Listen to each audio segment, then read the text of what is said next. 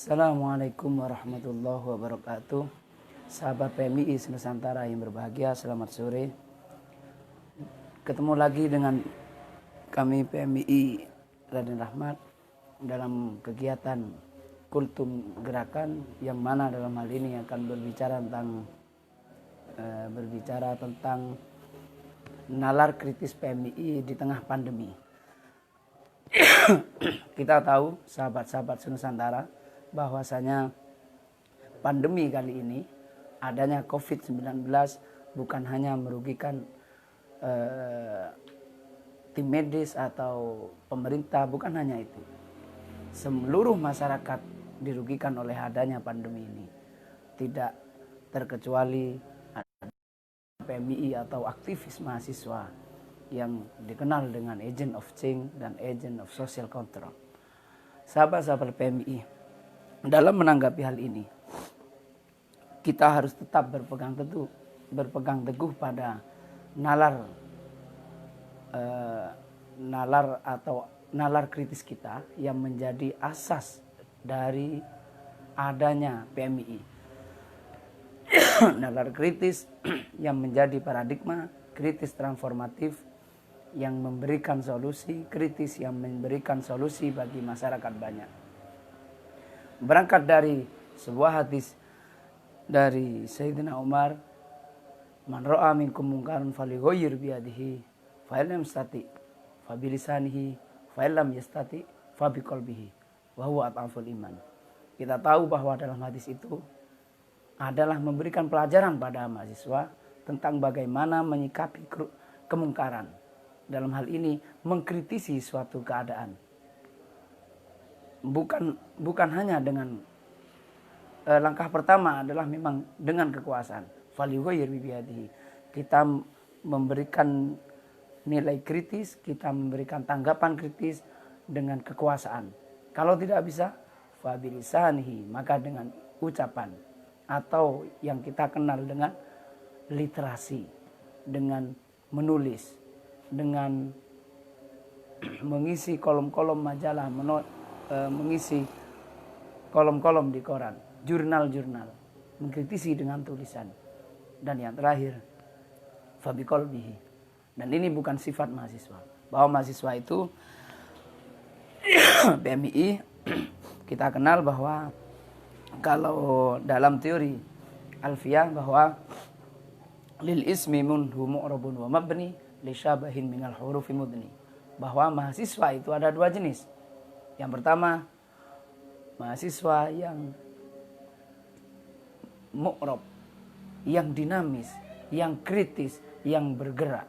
Dan yang kedua adalah mahasiswa yang mabni, yang jumud, yang acuh tak acuh, yang hanya kuliah pulang. Kenapa demikian?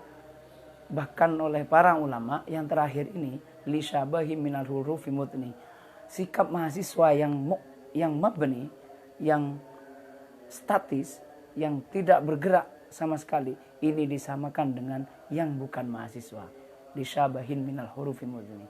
Oleh karena itu, sahabat-sahabat, tetaplah kita melakukan gerakan di masa pandemi ini dengan cara tadi itu. Kalau tidak bisa kekuasaan dengan tulisan, karena kalau zaman dulu lisan lebih tajam dari pedang, tapi zaman sekarang tulisan lebih tajam dari lisan. Dengan adanya sosmed, dengan adanya media online, dengan adanya media cetak, dengan adanya media-media yang lain, tangan kita untuk menulis, jari jemari kita untuk menulis itu lebih tajam daripada lisan. Yang lisan tadi itu diumpamakan lebih tajam dari pedang.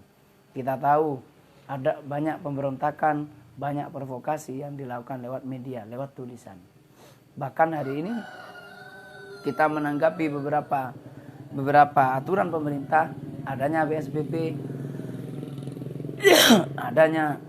adanya lockdown di sebagian daerah, adanya penutupan yang kabarnya penutupan masjid, penutupan pasar dan lain sebagainya. Itu harus kita tanggapi secara matang, harus ditanggapi secara dewasa. Nilai kritis itu tidak langsung membenarkan, tidak langsung menolak. Nilai kritis itu kita punya semacam alat, ada semacam alat untuk nilai kritis dengan menganalisa, mempunyai pisau analisa. Jadi ketika kita ingin mengkritisi suatu kebijakan, jangan langsung membenarkan atau menolak, tapi harus dikaji kebijakan itu. Seperti kemarin yang dilakukan oleh teman-teman PMI yang audiensi dengan Bupati. Itu adalah langkah apresiasi yang kami memberi apresiasi yang setinggi-tingginya bagi teman-teman yang melakukan audiensi. Karena audiensi itu diperlukan untuk memberikan wawasan kepada mahasiswa detail dari peraturan yang diberlakukan oleh pemerintah. Artinya ketika kita memberi tanggapan, tidak salah langkah.